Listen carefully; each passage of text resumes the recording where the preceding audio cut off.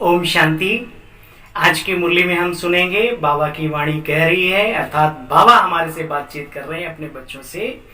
मीठे मीठे बच्चे, सुनी सुनाई बातों पर कभी विश्वास मत करो, मत करो। अगर कोई उल्टी सुल्टी बातें सुनाए तो एक से सुनकर, ये दो इसीलिए दिए गए, ठीक है। और एक बात याद रखना, नाक, कान और आंख में 4 उंगल का फर्क होता है। जब तक कोई चीज आंखों से ना देख लो तब तक भरोसा नहीं, और आंखों से भी देखी हुई कभी कभी बात सत्य नहीं होती है, उसको वेरीफाई करो, तब उसको एक्सेप्ट करो अपने अंदर।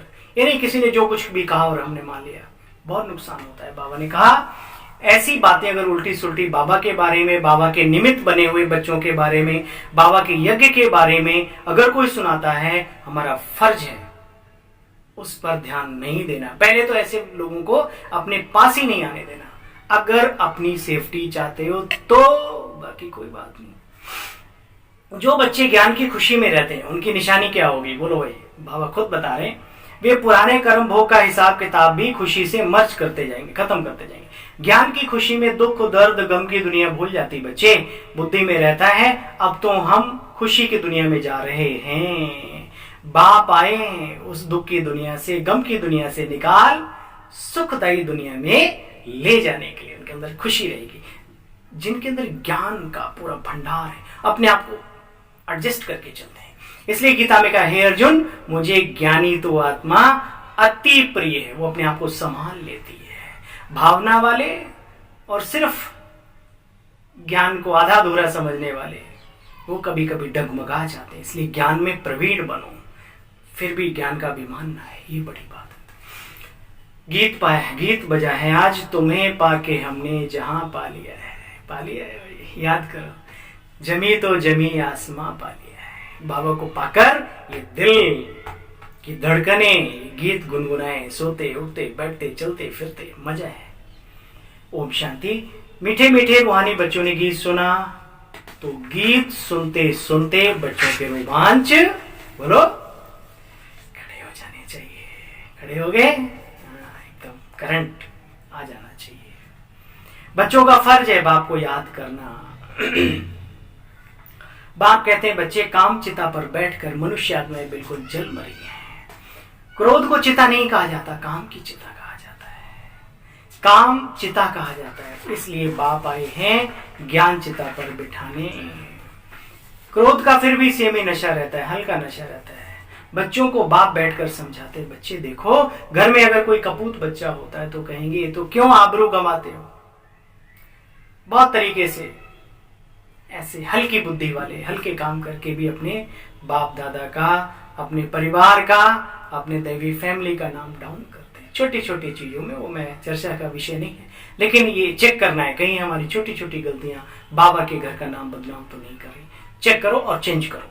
तुम बच्चे जानते हो, पवित्रता की ताकत से फिर से भारत को श्रेष्ठाचारी और मनुष्य से देवता बनना है, और भारत को श्रेष्ठाचारी बनाना है। अब तुम बच्चे इन बातों को बहुत अच्छी तरीके से जानते हो। उन्होंने दिखाया, क्या दिखाया? महाप्रलय हो गई, फिर श्री कृष्ण पीपल के पत्ते पर अंगूठा चूसते हुए आए। देखो बहुत सटीक बात बैठती है। पीपल के ही पत्ते पे क्यों? अरे केले के पत्ते पे, किसी और पत्ते पे, बड़े बड़े पत्ते खड़े हैं दुनिया में। पीपल के पत्ते पर, पीपल सर्वोच्च वृक्षों में ऊंचा माना जाता है। वैज्ञानिक दृष्टिकोण से ऑक्सीजन की भरपूर मात्रा जिस पौधे में होती, निरंतर ऑक्सीजन छोड़ता है, तुलसी, पीपल इत्यादि। तो कहने का मतलब, सतो प्रधान संसार में, सतो प्रधान प्रकृति में, और प्रकृति के द्वारा, किसी मां की गोद में नहीं दिखाया उसको, प्रकृति के द्वारा। जैसे बाबा ने देखा ना, ऊपर से बिंदु बिंदु आत्माएं गिर रही हैं, कोई राजकुमार बन रहा है, कोई राजकुमारी बन रहा है इत्यादि। लेकिन ठीक सेमी स्वर्ग जब होता है तो उसमें थोड़ा फर्क हो जाता होगा। तो पहला जन्म ऐसा होता है। तो भक्ति में भी कितनी अच्छी बात दिखाई, सारा प्रलय हो गया और श्री कृष्ण पीपल के पत्ते पर अंगूठा चूसते हुए आए। कितनी अच्छी बात है। बात ज्ञान की है, बात इस समय की है। बाबा कहते, तुम बच्चे अब इन बातों को जानते हो। वहां तो गर्भ भी महल महल रहते हैं, गर्भ महल रहते हैं, विश्राम से कोई कष्ट नहीं होता। उसके बाद भी जब त्रेता के लास्ट में विकारों का कुछ ऐसा मतलब संकल्पों से भी सृष्टि संकल्प किया और गर्भ ठहर गया, वो एक सेकंड वो है, तो उस समय पर भी गर्भ नहीं होता, महल के समान होता है और पवित्रता के बल से ही जन्म होता है। ये बात पक्की कर लो, तभी आप पवित्रता के मार्ग पर चल पाओगे। जो बाबा ने कहा मुरली में, बाबा ने कहा गर्भ से जन्म दिखाया है, तो बाबा कहते हैं वहां गर्भ भी महल होते हैं, बड़ा विश्राम होता है। बाकी सागर के पत्ते पर थोड़ी कोई बच्चा आ सकता है। ये वास्तव में याद मतलब एक मिसाल है ना, हर चीज का मीनिंग है। हकीकत में कोई ऐसे 2-2.5 किलो का कोई पीपल के पत्ते पर इस टाइप से बाबा कहते नहीं हो सकता। उसका एक बड़ा विशाल सूक्ष्म और बहुत शक्तिशाली अर्थ है, उसको हमें बाबा समझाते हैं। बच्चे, अब तुम बच्चे समझे हो तो दूसरों को भी समझाना है। कल्प ऐसा होता है, अब बच्चों को अपना कल्याण कर फिर दूसरों का भी कल्याण करना है। मूल बात है बाप की याद। बाप तो स्वर्ग का रचयिता है ना, उसको ही कहा जाता है हेवनली गॉड फादर। तो फिर हम बच्चे स्वर्ग के मालिक होने चाहिए भाई, जो बाप के पास है बच्चों को मिलना चाहिए ना। बच्चों को निश्चय है जो जो इस ब्राह्मण कुल के होंगे वो आते जाएंगे, पुरुषार्थ करते जाएंगे और अपना वर्षा पाते जाएंगे। हे निमित्त आत्माओं, इसलिए टेंशन फ्री, आने वाला आएगा और जो बाबा का नहीं होगा वो आके भी भाग जाएगा। दुनिया की कोई ताकत रोक नहीं सकती। तो निश्चिंत रहने का, इसलिए बाबा बार बार इन चीजों को पार्ट को रिपीट और ये सब बाबा बतलाते रहते हैं।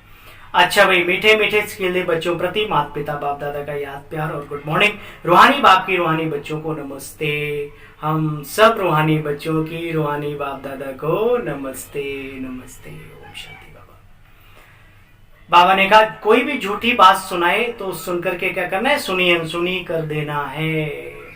हाँ, उस पर बिगड़ना नहीं है भाई, उसको पीछा चढ़ा लो अपना आप किसी भी तरीके से, वो आप सब जानते हो। जो बात जचती नहीं उसके पास नहीं बैठते हो, तो जब दिल को नहीं जचे तो आप अपने आप साइड हो जाओ। कभी भी देवता बनने वाले ब्राह्मण कुल भूषणों का नाम बदनाम ना हो, इसका ध्यान रखना है। कोई भी उल्टा कर्म नहीं करना, पिछले हिसाब किताब चुकतू करने खुशी खुशी से। वरदान, निंदा स्तुति जय पराजय समान स्थिति रखने वाले बाप समान संपन्न व संपूर्ण भव। योगी वो जो आज का वरदान अपने जीवन में धारण करे। बाबा ने कहा, बाप कहते बच्चे जब आत्मा की संपूर्ण व संपन्न स्थिति बन जाती है तो निंदा स्तुति जय पराजय सुख दुख सभी में समानता रहती है, लहराता नहीं, स्थिरता आ जाती है। दुख में भी सूरत व मस्तक पर दुख की लहर के बजाय सुख व हर्ष की लहर दिखाई देवे। निंदा सुनते भी अनुभव हो कि ये निंदा नहीं, संपूर्ण स्थिति को परिपक्व करने के लिए महिमा योग्य शब्द हैं। क्योंकि जो आज बेचारे भोलेपन में निंदा कर रहे हैं, स्वार्थ उनका पूरा नहीं हुआ इसलिए तुम्हारी निंदा कर रहे हैं, यही लोग कल आकर के तुम्हारा गायन भी करेंगे। ऐसों को दिल से सलाम भाई। तो बाबा कहते हैं ऐसी समानता रहे तब कहेंगे बाप समान। जरा भी वृत्ति में ना आवे कि ये दुश्मन है, गाली देने वाला और महिमा करने वाला नहीं, दोनों बराबर। तब कहेंगे स्थिर मन वाला योगी नहीं, महायोगी, महातपस्वी, प्रभु पुत्र या पुत्री। स्लोगन, निरंतर योग अभ्यास पर अटेंशन दो तो फर्स्ट डिवीजन में नंबर मिल जाएगा। अरे फर्स्ट नहीं तो फर्स्ट डिवीजन में तो। अच्छा भाई, ओम शांति ओम शांति।